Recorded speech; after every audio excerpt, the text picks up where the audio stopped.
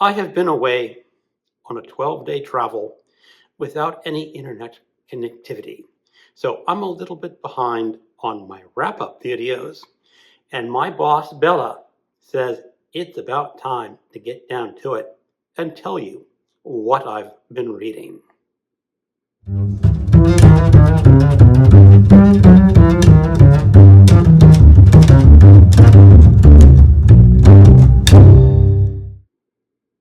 Hello, welcome to my channel, Another Bibliophile Reads. My name is Greg, and I am participating in the 4th annual Read What You Own Challenge. This is an event created by Ollie at Criminali, where readers are encouraged to read a certain number of books or a certain number of pages before buying another book. Some people have issues with buying too many books. I will link a video in the description of this video saying what the rules and regulations of this challenge are. Everyone is allowed to create their own rules. Now, I am going to be trying to squeeze 3 weeks of reading wrap-up into one video, so I'm going to be rather brief in my descriptions of what I've read. But as I said, I was on a 12-day cruise to the Caribbean without any internet access, so I could not do a normal weekly wrap-up. But what have I been reading?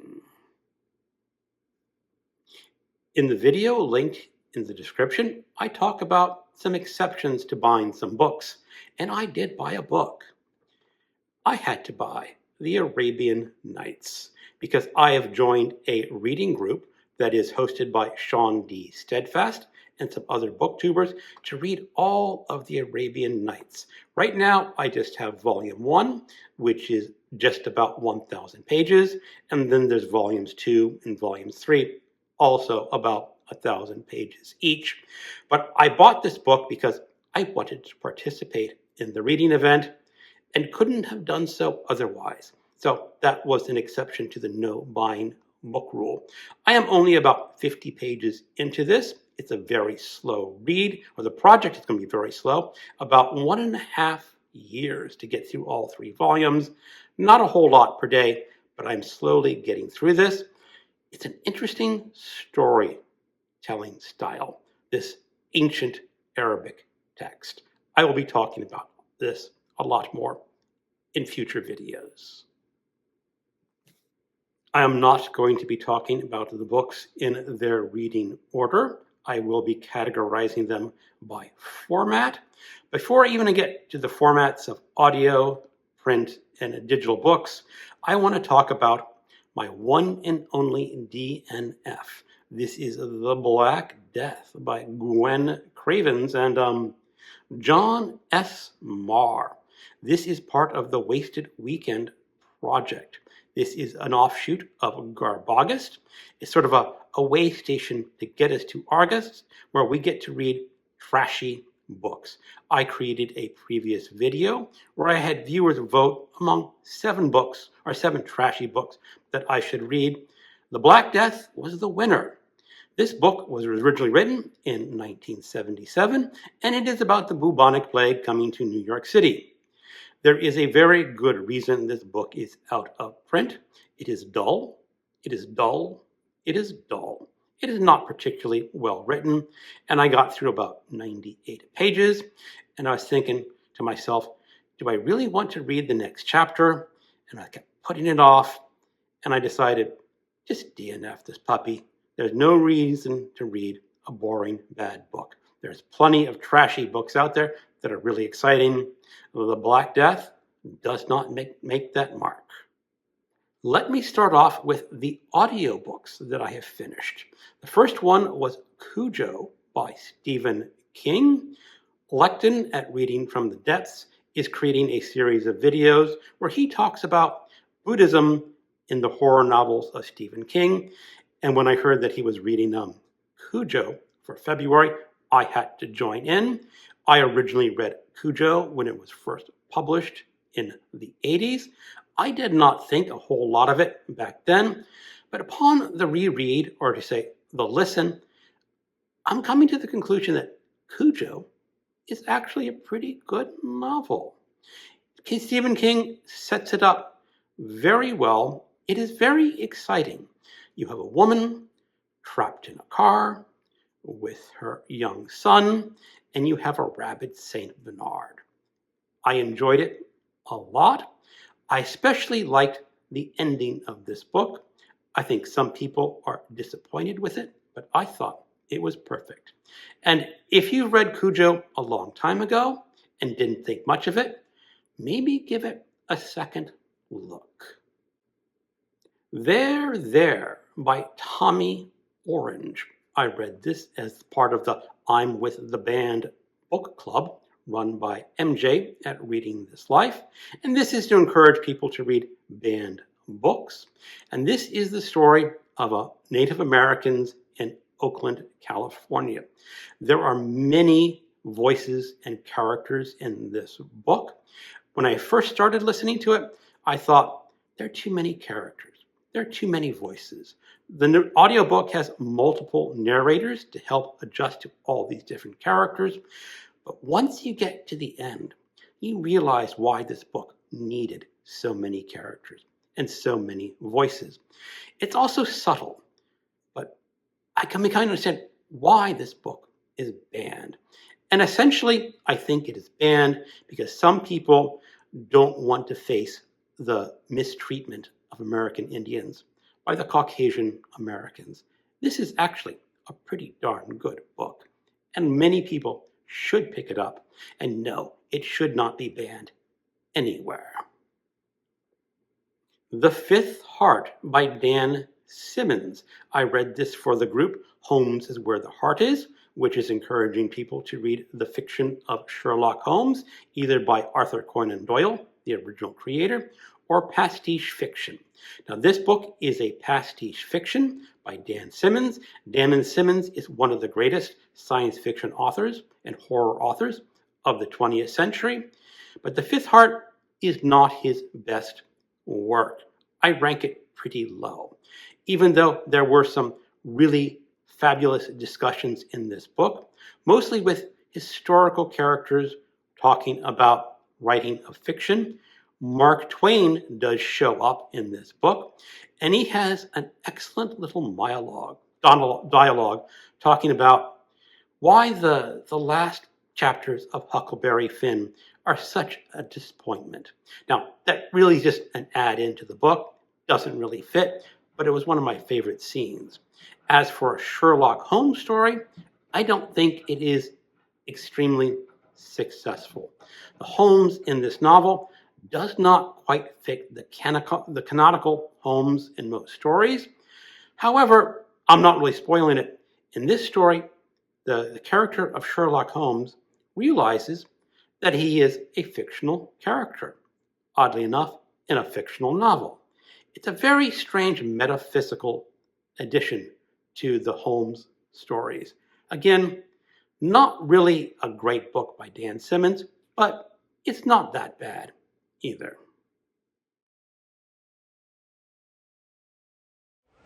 Okay. Just go gently. Yeah, there you go. You want to. And you just go inside.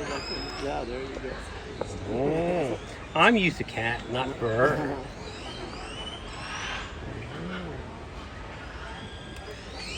That's cool.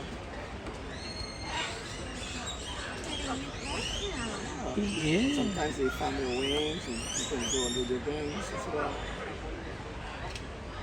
All right.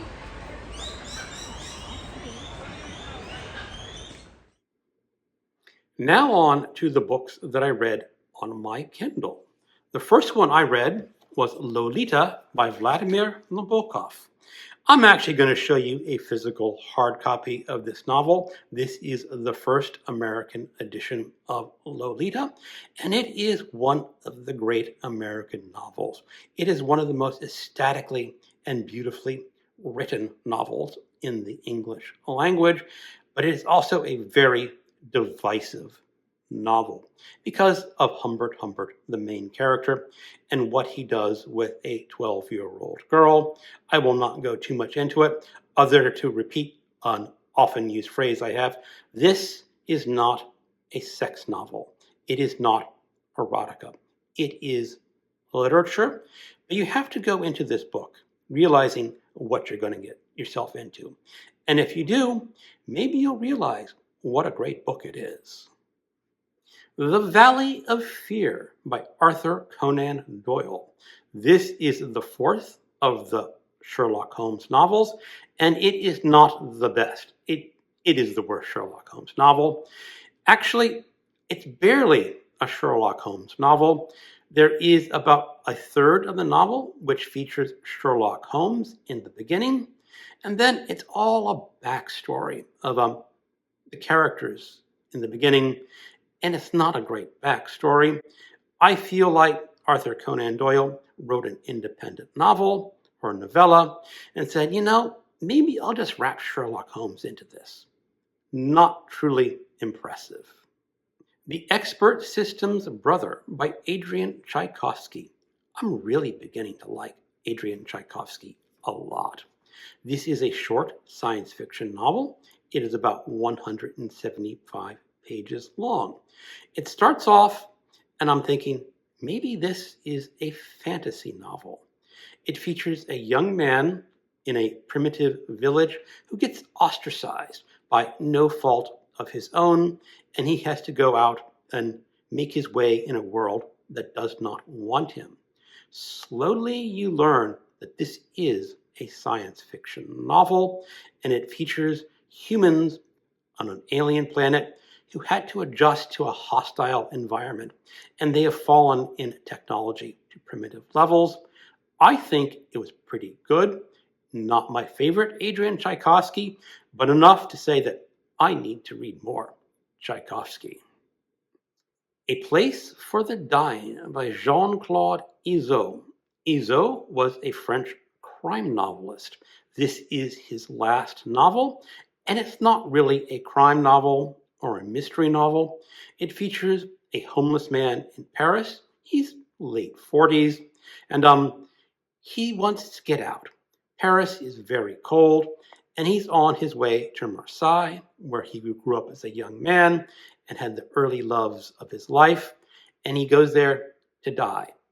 That's not a spoiler. It's called A Son for the Dying. You know the character is not going to make it. But it's a very poignant view of what life is like for the homeless. I can recommend it pretty highly. Last Days by Adam Nevill. This is a horror novel about a doom cult. It starts off with a documentary filmmaker who admits that he's not top tier. He's one step above porn in the filmmaking industry, but he is hired by a rich man to make a documentary about a doom cult that was originally in England, then France, and eventually moved over to the United States. And that started in the late 60s and mid 70s. So this filmmaker has to go interview the last surviving members of this doom cult because they're getting old and they're all mysteriously dying. And you learn quite quickly that this doom cult, sort of like a Charles Manson cult, sort of like a Jim Jones, that sort of thing. Well, this cult is the reincarnation of an older cult from the 1500s. And this older cult has friends that they can call on. These friends are not your friends at all. They're really rather creepy. And Adam Nevill is raising, in my estimation, as a horror novel. This is the fifth book I've read by him, and I need to read more Adam Nevill. This, again, is a book I can highly recommend. The Man from St. Petersburg by Ken Follett. This is an historical suspense novel. It starts off just before World War I. There is a British lord, and he is tasked by Winston Churchill to make sure that Russia will join with England and France against the Germans when Germans eventually start their war. And there is a Russian man who wants to make sure that Russia does not get involved in the war. He is an anarchist. And most of this story is of the anarchist and his plots to make sure that Russia will not join the war. However, on his first assassination attempt against a Russian diplomat, he learns that this lord, who's tasked with getting Russia to join, has married his old love from Russia when he was a young man. And maybe the Lord does not know about his wife's secret past. This is a pretty exciting historical suspense novel. I thought it was pretty darn good up to the last scene of this book, where I think Ken Follett blew it. He just ruined a character's motivation. That this anarchist has set ways that he thinks and does things, and he just threw that to the wind to get you to like him just a little bit more. So most of the book, excellent. Last scene, not so much. I'm still reading Swann's Way, Volume 1, In Search of Lost Time by Marcel Proust. I find this book fascinating, but it's sort of hard to discuss. You really have to experience the labyrinthine language of Proust, the mood of Proust, the descriptions, and the slowness. This is perhaps one of the slowest novels I have ever read, but you're fascinated. In the sections that I've been reading is essentially about a man named Swann who's in love with a woman who's not quite right for him. He's not even sure he likes her. So why is he in love with her? He is also fascinated with a piece of music, a sonnet. This phrase of music keeps going in and out of his mind. He cannot escape this phrase of music, much in the ways that he cannot escape his fascination with this woman named Odette. I will be talking a lot more about Proust over the year because there's a lot more pages for me to read. I am also reading The Brothers Karamazov by Fyodor Dostoevsky. This is with the Ulysses 6. The Ulysses 6 read Ulysses by James Joyce last year. And now we are off to conquer Russia by reading Dostoevsky. This book is just a trip. You have brothers. You have Dmitri, the passionate man. You have Ivan, the intellectual man. And you have Ilyusha, the religious man. And you have this thoroughly detestable father. And it's all about their relationships. Dmitri insults people. He loves people. And Ivan tries to calm him. And Ilyusha is all spirit. I'm only about 250 pages in out of a 900-page book. And the plot is going at a very slow pace. You know there's going to be a murder, and there's going to be one of the brothers who is a murderer. But this book captivates you in some way. I'm trying to read this slower, keep on pace, so I will finish this in March. I have also been continuing with the collected fictions of Jorge Luis Borges. I have read 21 short stories. That sounds like a lot, but it's not. Most of these short stories are about a page long. The longest is 7 pages. And these are all short vignettes. You really can't call them a short story. It is just Borges thinking of unusual subjects. Okay, that is everything that I read for weeks 13, 14, and 15. That comes to 3,776 pages read, bringing my total to 19,976 pages. And if my math is correct, I have now finished 79.86% of my Read What You Own challenge. The end is near. Maybe 2 weeks, maybe 3. Thank you for watching, and keep on reading.